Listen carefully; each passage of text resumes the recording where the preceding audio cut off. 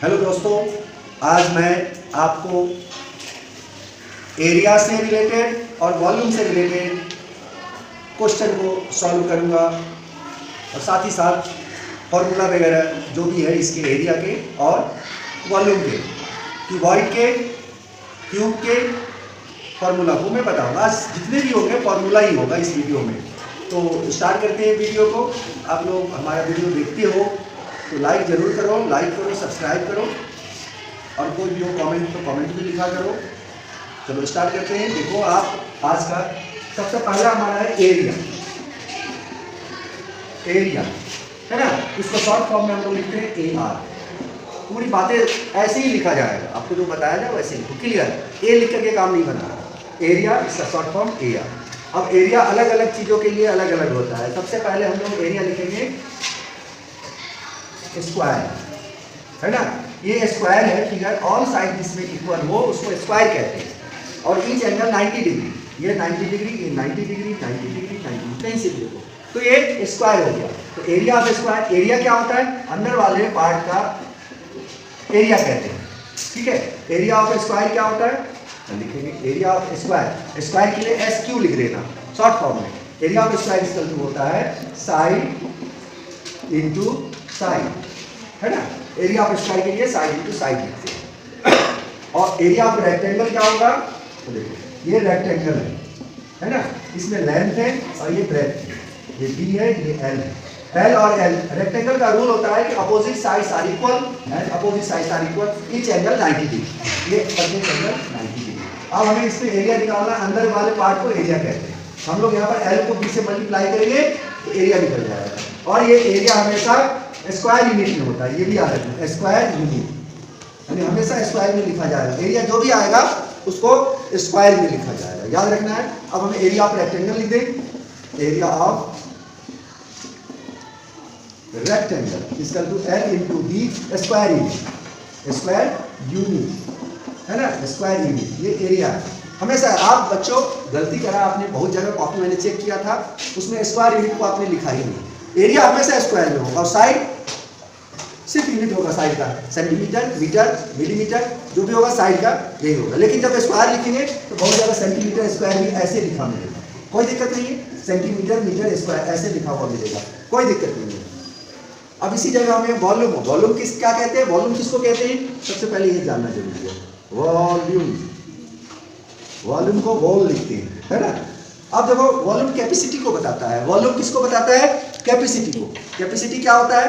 तो किसी पॉट है, ग्लास है, सिलेंडर है, उसमें कोई भी चीज रखने की क्षमता, है ना, धारिता, शुद्ध हिंदी में धारिता बोलते हैं। तो रखने की क्षमता को कैपेसिटी कहते हैं। यहाँ पर हम लोग कैपेसिटी के मतलब वॉल्यूम, तो वॉल्यूम क्यूब और क्यूबॉइड दोनों में होता है। क्यूब बना लेते हैं, ये क्यूब और साइड इक्वल करेंगे तो क्यूब बनेगा, ये क्यूब हो गया। वॉल्यूम ऑफ क्यूब क्या होगा?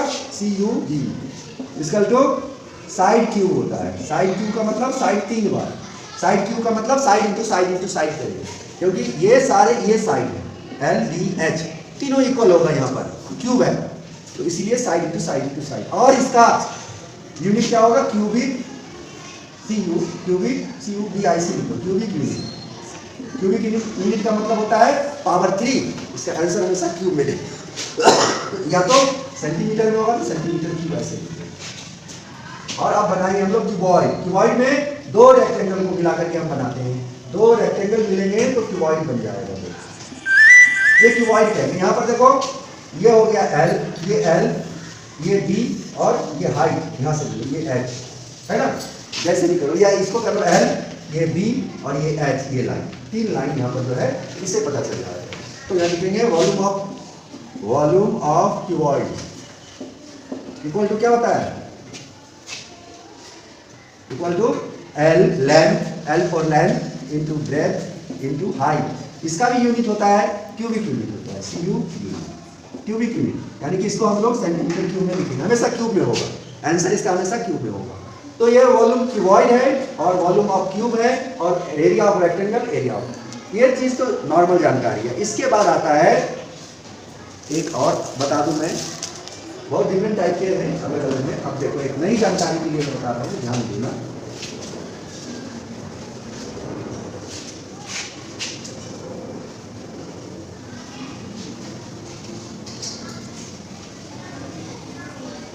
देखो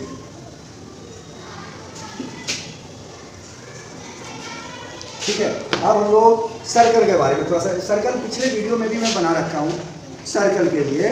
तो सर्कल के लिए क्या होता है, एरिया ऑफ सर्कल।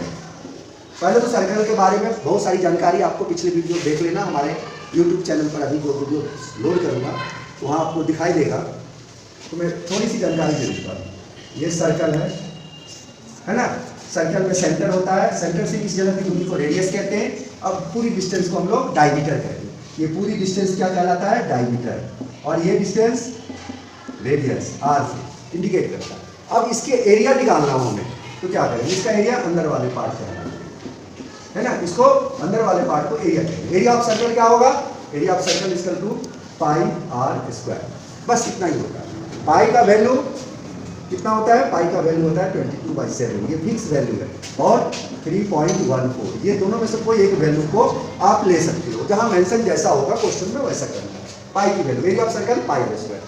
और सरकमफ्रेंस किसको कहते हैं, इसमें सर्कल में सरकमफ्रेंस होता है आउटर डिस्टेंस, यानी कि जो साइड से जितनी डिस्टेंस होगी उसको सरकमफ्रेंस बोलते हैं। तो सरकमफ्रेंस सी है ना, इसका टू क्या हो जाएगा, 2 पाई, ये याद रखना।